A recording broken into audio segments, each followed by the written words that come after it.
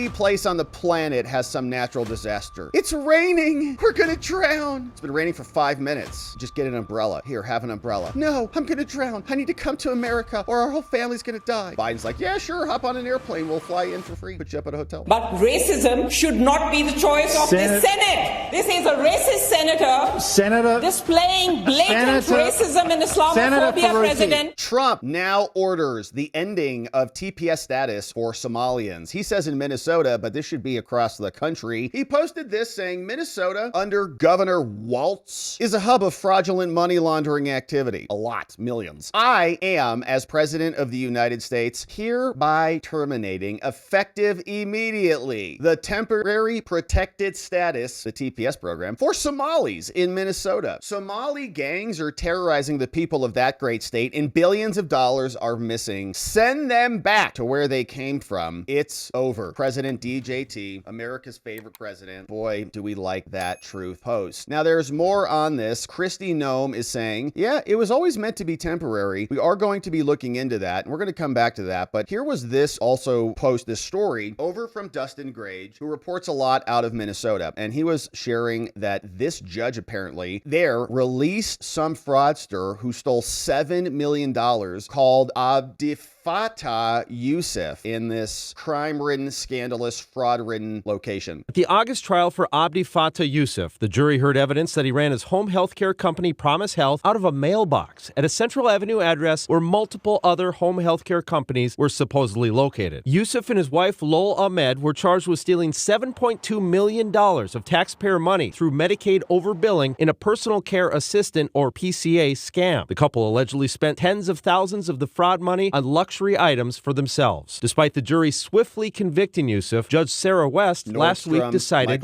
they got it wrong. It's reversing or overturning a jury's verdict. Defense attorney Joe Tamburino, who's not affiliated with this case, reviewed the decision and analyzed it for KARE 11 News. He says Judge West ruled that the state's case relied heavily on circumstantial evidence and that she believed the state did not rule out other reasonable inferences. That, in fact, there could have been other reasonable theories other than guilt in this case. That's what it comes down to. Despite the ruling, even Judge West wrote that she is troubled by the manner in which fraud was able to be perpetuated at Promise Health. I was stunned. State Representative Kristen Robbins, chair of the House Fraud Prevention and State Oversight Committee, says she's now reviewing if any state laws need to be tightened. We want to strengthen state law so that we can get prosecutions out of these cases, because clearly a jury thought he was guilty. Jurors in the case can't believe the decision. I'm shocked based off of all of the evidence that was presented to us and the obvious guilt that we saw based off of the said evidence. It was not a difficult decision whatsoever. The deliberation took probably 4 hours at most based off of the state's evidence that was presented. I was beyond a reasonable doubt. The attorney for Mr. Yusuf, Ian Burrell, sent me a statement today that says, in part, Judge West's ruling affirms what we have maintained from the beginning, that our client, Mr. Yusuf, was wrongfully accused and did not commit fraud or racketeering. The Attorney General's office filed an appeal this afternoon, so the Minnesota Court of Appeals will take a second look at this decision. Julie. Crazy decision. So that's happening in Minnesota. And here is what Kristi Noem had to say when asked about this. Of course, Trump ordered it to be ended. Here's what Kristi had to say. Well, TPS is a program that was always meant to be temporary. It's a program that is put in place, and I believe for Somalia over 30 years ago, and will need to be evaluated to make sure that it comes and is always implemented in the process for which it was intended. So that's something that will go forward, and I know that the president wants to bring integrity to our programs and make sure that they're applied appropriately to the individuals and to the countries to which they're supposed to benefit. All right, so they're working on it, and the president and his orders hopefully being effectuated immediately. USCIS just posted this one yesterday, 10 a.m., saying they're ending Myanmar, Burma. And so that has been terminated. So we're waiting for the Somalians to respond to this. Now, Ilhan Omar, of course, is a big fan of the Somalian community. She waves their flags around, and she'll be responding to this. Trump is targeting Somalis in Minnesota, but it's probably going to be nationwide. Kristi Noem said in Minneapolis on Sunday her office would evaluate whether to end the protection for Somalis. It would require 60 days notice. Noem said if the status was revoked, the change would apply to people across the country, not just Minnesota. They happen to be there. TPS allows people from countries in turmoil because of a civil war, natural disaster, or other crisis. Yeah, and we see how they have exploited that. Every place on the planet has some natural disaster. It's raining. We're gonna drown. It's been raining for 5 minutes. Just get an umbrella. Here, have an umbrella. No, I'm gonna drown. I need to come to America or our whole family's gonna die. Biden's like, yeah, sure, hop on an airplane. We'll fly you in for free. Put you up at a hotel. Technically, the status is temporary. It's meant to last 18 months. But the Somalis came over in 1991 when the country was torn apart by a civil war. So I'm 6 years old at the time. Like, wow, this is gonna be temporary. I'm now 40. The designation has been extended many times since. Yeah, the most recent was until mid-March. There are 42,000 Somalis living in Minnesota, all of them popping out babies. All of those babies are just citizens instantly. As of March, there were 705 Somalis that were covered by the status. So it's not even anything. It's like, a den. On his social media platform, Truth, Trump wrote on Friday that Somali gangs are terrorizing the people. Tim Walz, Trump added a T to his name, a Democrat, said on social media that Trump had chosen to broadly target an entire community. Well, that's true, yeah. Somalia is home to 18 million people. They've been racked by problems, including violence, drought, and poverty, which they're importing now to our country. About 73% of Somali immigrants in the U.S. are naturalized citizens. Yeah, why? No one knows. Trump has moved to end TPS protection for hundreds of others. Under Joe Biden, the Homeland Security Department allowed Somalis who had arrived in the United States to apply for protection. 4,300 people became eligible under that policy, but not anymore, right? 1991, you've had 36 years to figure out your problems over there in Somalia. So why doesn't Ilhan go over there and she can run for government there and fix all of their problems rather than exploiting our country for her nation? We don't appreciate it. So that's happening. Burma is being canceled, and this immigration problem is seemingly not just touching the United States. We can even see this is happening over in Australia. And this was a fun clip because this woman, who's amazing, her name is Pauline Hanson. She's in the Congress over there. She says, today I wore a burka into the Senate after one nation's bill to ban the burka and face coverings in public was blocked from even being introduced. So she wants to ban burkas in public. They say, no, you can't do that. This is Australia. We like diversity here. We'll lock you down for COVID, man. We'll lock you down if you oppose burkas too. Now, the usual hypocrites had an absolute freak out. This is pretty fun. The fact is, more than 20 countries around the world have banned the burka because they recognize it as a tool that oppresses women, poses a national security risk, encourages radical Islam, and threatens social cohesion. If these hypocrites don't want me to wear a burka, it's very easy. Just support my ban. Huh? Well done. Listen to my right of reply to what happened today because I was blocked from saying anything in Parliament. And so here's a little bit of what's going on down there in Australia, maybe coming soon to a city near you. But to the breaking news late this afternoon. One Nation leader Pauline Hanson went into the Senate today dressed in a burka after she'd been refused permission to introduce a bill to ban the burka from public spaces. Now, Hanson was abused by several senators and not allowed to defend herself, while Muslim Senator Fatima Payman could freely wear hijab. Hanson wasn't even allowed to speak in her defence before the Senate was suspended after she refused to leave, although others were given a free shot at her. But racism should not be the choice of this Senate. This is a racist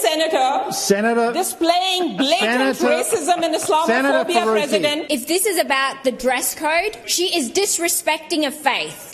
What are you talking about? She's honoring the faith. It's a symbol of respect. She's hiding herself according to their customs and traditions. Is disrespecting the Muslims out there, Muslim Australians. It's absolutely unconstitutional. It's unconstitutional to wear it? Then why are other people wearing it in Australia?